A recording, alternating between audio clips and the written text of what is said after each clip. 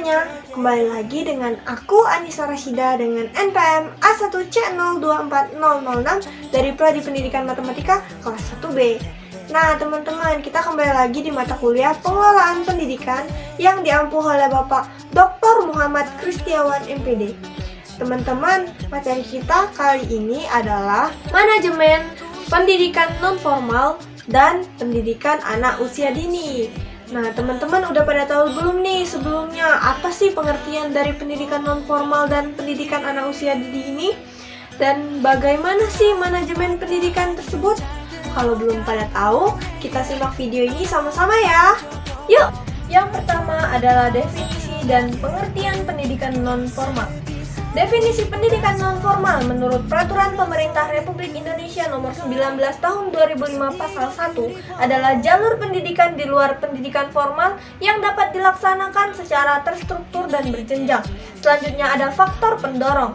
Faktor pendorong perkembangan pendidikan non-formal cukup banyak. Di antaranya adalah yang pertama, semakin banyaknya jumlah angkatan muda yang tidak dapat melanjutkan sekolah. Dan yang kedua, lapangan kerja, khususnya sektor swasta mengalami perkembangan cukup pesat dan lebih dibandingkan perkembangan sektor pemerintah. Selanjutnya ada ciri-ciri pendidikan non-formal adalah sebagai berikut. Yang pertama, pendidikan berlangsung dalam lingkungan masyarakat.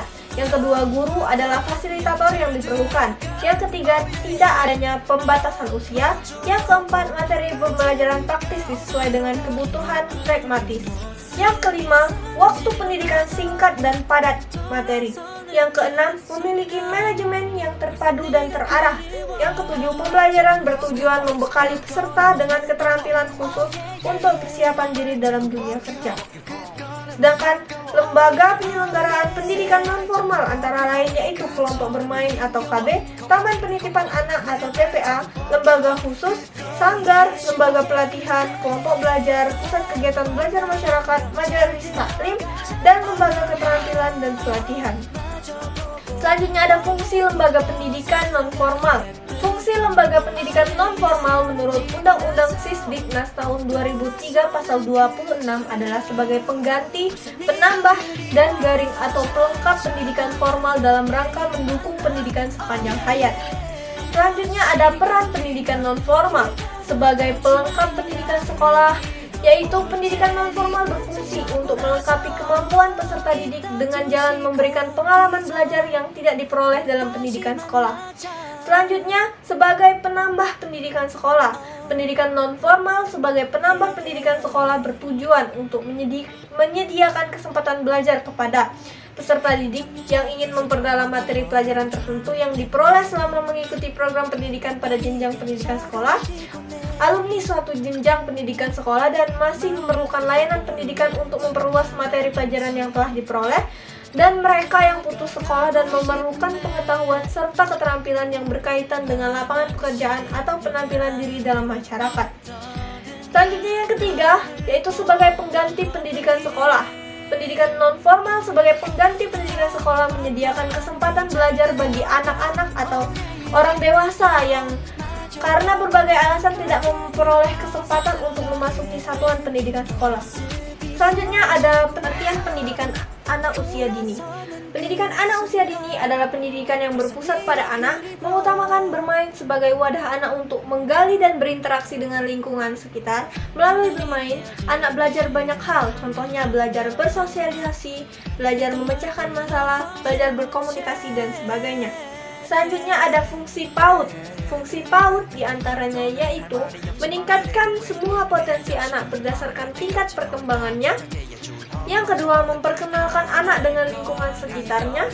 Yang ketiga, meningkatkan kemampuan bersosialisasi anak-anak. Yang keempat, memperkenalkan peraturan agar dapat memupuk sikap disiplin pada anak sejak dini.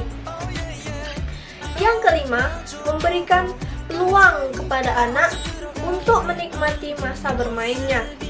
Yang keenam, mengenalkan adat istiadat kepada anak. Yang ketujuh, mengenalkan ekspresi adat istiadat kepada anak. Selanjutnya ada tujuan pendidikan anak usia dini.